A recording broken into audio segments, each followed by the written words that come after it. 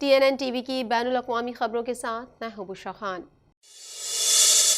Canada کے وفاقی وزیر دفاع کا کہنا ہے کہ کینیڈا ریاست ہائے متحدہ کی حکومت کے ایک اونچائی کی نگرانی کرنے والے غبارے کو مار گرانے کے فیصلے کی غیر واضح طور پر حمایت کرتا ہے، جس پر چین کے لیے جاسوسی کرنے کا شبہ تھا۔ مزید تفصیلات اس رپورٹ میں۔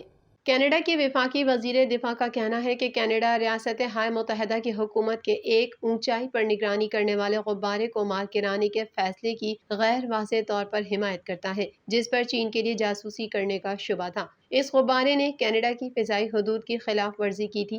لڑاکا طیاروں نے ہفتے کی دوپہر کیرولینا کے ساحل پر غبارے کو اس وقت مار گرایا جب اس نے شمالی امریکا کے حساس فوجی مقامات کے اوپر سے سفر کیا تھا۔ انیتا آنند کی جانب سے جاری بیان میں کہا گیا ہے انہیں اور وزیر اعظم جسٹن ٹروڈو کو قومی سلامتی اور انٹیلیجنس کے مشیر اور چیف آف ڈیفنس اسٹاف نے جمعے کی رات سے شروع ہونے والے اور ہفتے کو جاری رہنے والے آپریشن کے بارے میں بریفنگ دی گئی۔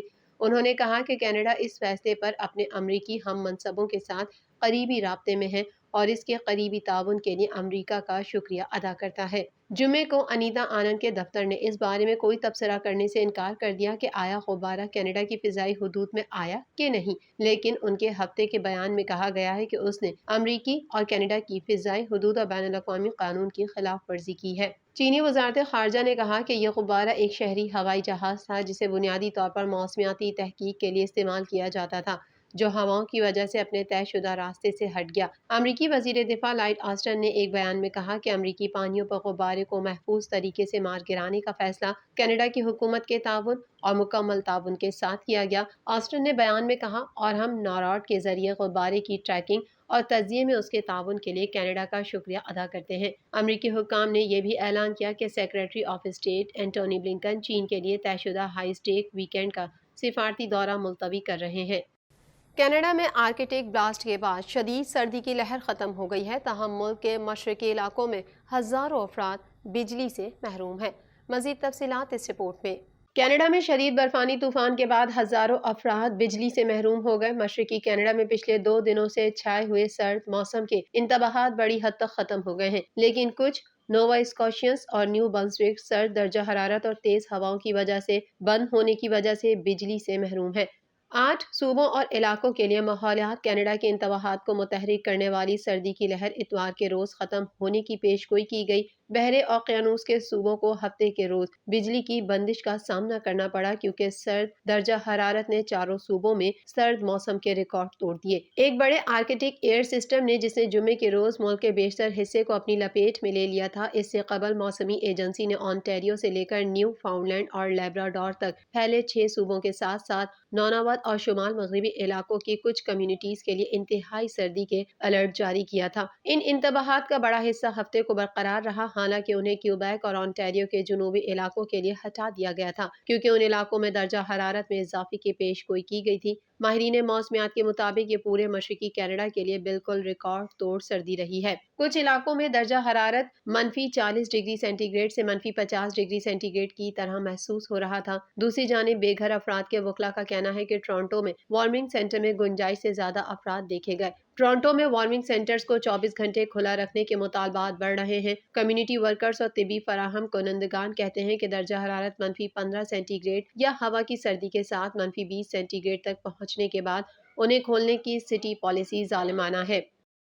کینیڈا کی وزیر خارجہ میلانیا جولی انڈو پیسیفک ریجن میں کینیڈا کی موجودگی کو مضبوط بنانے کے لیے انڈیا کا دورہ کر رہی ہیں۔ مزید جانتے ہیں اس رپورٹ میں۔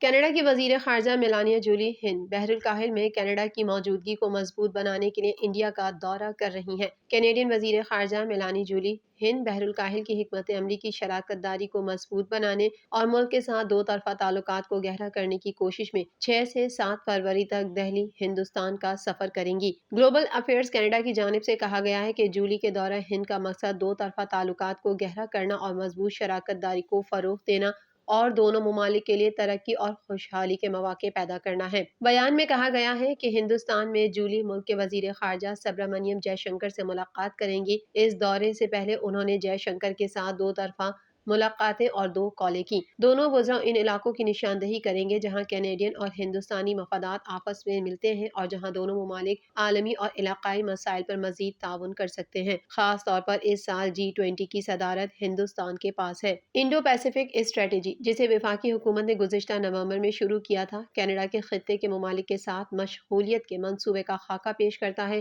جس کا مقصد کینیڈا اور چین کے درمیان بڑھتے ہوئے تناؤ کے درمیان چین پر اس ملک کی حد سے زیادہ انحصار کو دور کرنا ہے۔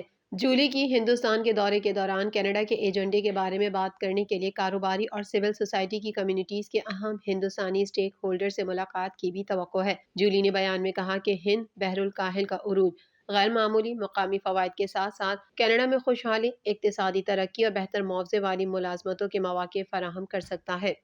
ترکیہ اور شام میں شدید زلزلے نے تباہی مچا دی۔ 7.8 شدت کے زلزلے سے متعدد عمارتیں زمین بوس ہو گئیں، جس سے ہلاکتوں کی تعداد 1200 سے تجاوز کر گئی ہے۔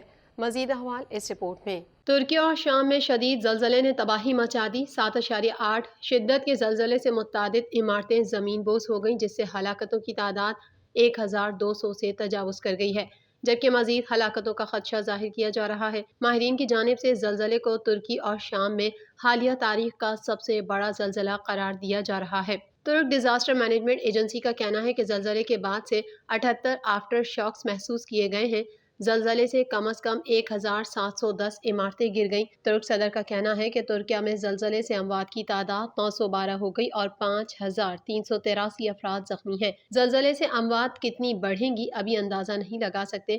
امید ہے کہ جلد از جلد اور کم سے کم نقصان کے ساتھ مل کر اس آفت سے نکل جائیں گے۔ ترکی نے زلزلے کی تباہی کے پیش نظر ریاستی سطح پر ہنگامی صورتحال نافذ کر دی ہے۔ شہریوں سے مطالبہ کیا گیا ہے کہ وہ اپنے موبائل فونز استعمال نہ کریں تاکہ امدادی رضاکار آپس میں رابطہ قائم کر سکیں۔ دوسری جانب شام میں زلزلے سے اموات 386 سے زائد جبکہ زخمیوں کی تعداد 600 ہو گئی اور مزید ہلاکتوں کا خدشہ بھی ظاہر کیا جا رہا ہے۔ امریکی جیولوجیکل سروے کے مطابق شدید نوعیت کے زلزلے کے جھٹکے قبرص، یونان، اردن، لبنان اور اسرائیل میں بھی محسوس کیے گئے ہیں۔ زلزلے کا مرکز ترکیہ سے جنوب میں غازی انٹب صوبے کے علاقے نرداگی میں تھا، جبکہ زلزلے کی گہرائی 17.9 کلومیٹر تھی۔ ترک میڈیا کے مطابق زلزلے کے جھٹکے 1 منٹ تک محسوس کیے گئے۔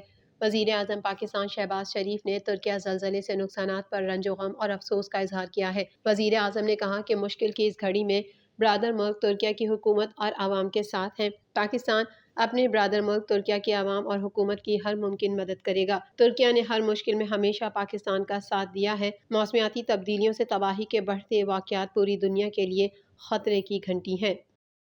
روسی حکام نے یورپی یونین کے اس بیان کو مسترد کر دیا ہے جس میں کہا گیا ہے کہ روس یوکرین کے ساتھ امن مذاکرات میں دلچسپی نہیں لے رہا ہے، جبکہ یوکرین نے امکان ظاہر کیا ہے کہ اس ماہ روس کی طرف سے بڑے حملے کا خدشہ ہے۔ مزید جانتے ہیں اس رپورٹ میں۔ روسی حکام نے یورپی یونین کے اس بیان کو مسترد کر دیا ہے جس میں کہا گیا ہے کہ روس یوکرین کے ساتھ امن مذاکرات میں دلچسپی نہیں لے رہا ہے، جبکہ یوکرین نے امکان ظاہر کیا ہے کہ اس ماہ روس کی طرف سے بڑے حملے کا خدشہ ہے۔ ترجمان روسی وزارت خارجہ نے کہا کہ ان کا ملک یوکرین بحران کو بات چیت کے ذریعے حل کرنے کا خواہاں ہے۔ میڈیا رپورٹ کے مطابق روس نے یورپی یونین کی خارجہ پالیسی کے انچارج جوزف بوریل کے ان بیانات کو مسترد کر دیا جس میں کہا گیا تھا کہ روس یوکرین کے ساتھ امن مذاکرات میں دلچسپی نہیں لے رہا، جس کے بعد یہ سوال اٹھ گیا کہ کیا روس نے یوکرین سے مذاکرات کے لیے گرین سگنل دے دیا ہے۔ ماسکو میں صحافیوں سے بات چیت کرتے ہوئے روسی وزارت خارجہ کی ترجمان ماریا زخارووا نے یورپی یونین کے شعبہ خارجہ پالیسی کے سربراہ جوزف بوریل کے بیان پر رد عمل ظاہر کرتے ہوئے ان بیانات کو بے بنیاد قرار دیا ہے اور باور کرایا ہے کہ یہ یوکرین ہی تھا جس نے غیر ملکی دباؤ کے تحت مذاکرات سے کنارہ کشی اختیار کی تھی۔ دوسری جانب یوکرین کے وزیر دفاع اولیکسی ریزنکوف نے کہا ہے کہ یوکرین کو اس ماہ ممکنہ بڑے روسی حملے کی توقع ہے اور کیف کے پاس ماسکو کی افواج کو روکنے کے لیے ذخائر موجود ہیں۔ ان کا کہنا تھا کہ حالانکہ مغرب کی تمام تازہ ترین فوجی رسد وقت پر ہمیں موصول نہیں ہوگی، اس کے باوجود ہم روسی حملے سے نمٹنے کی تیاری کیے ہوئے ہیں۔ ریزنکوف نے کہا کہ یوکرین روس کی سرزمین کو نشانہ بنانے کے لیے امریکہ کی طرف سے طویل فاصلے تک مار کرنے والے ہتھیاروں کا استعمال نہیں کرے گا اور وہ صرف مقبوضہ یوکرینی علاقے میں روسی یونٹس کو نشانہ بنائے گا۔ TNN TV کے نیوز بلیٹن میں فی الوقت اتنا ہی۔ مزید خبروں اور اپڈیٹس کے لیے دیکھتے رہیے TNN TV۔